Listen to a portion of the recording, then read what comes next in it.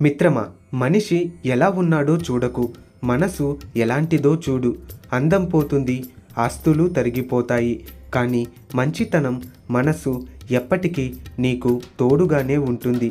ఎవరో నిన్ను బాధ పెట్టారని వాళ్ళు తిరిగి బాధపడాలని ఎప్పుడూ కోరుకోకు.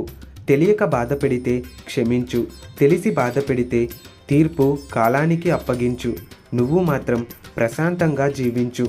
అదృష్టంతో వచ్చింది అహంకారం తెచ్చిపెడుతుంది, తెలివితో సంపాదించింది సంతోషాన్నిస్తుంది, కష్టపడి సంపాదించింది సంతృప్తినిస్తుంది.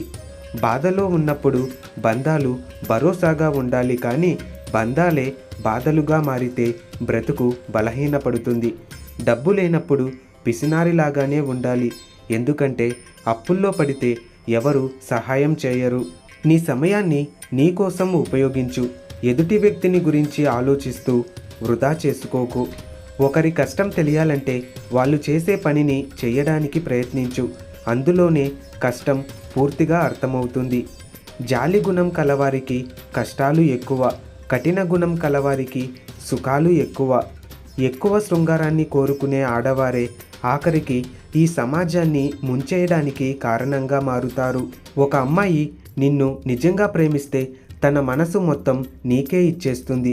అందులో ఏ కోరికలు ఉండవు. నీ దగ్గర ఏదో కోరుకుని మిమ్మల్ని ఇష్టపడుతుంది అంటే కేవలం మిమ్మల్ని ప్రేమించినట్టు నటిస్తుందని అర్థం. తలరాతను ఎప్పుడూ నిందించకు. ఒక కష్టం నిన్ను బాధిస్తే 100 సంతోషాలు నీ కోసం ఎదురు చూస్తూ ఉంటాయి. నువ్వు నమ్మితే ఇదే నిజం. ఎదుటివానికి సంపద ఉందని ఎప్పుడూ బాధపడకు. నీ దగ్గర నిజాయితీ లేనప్పుడు మాత్రమే బాధపడు.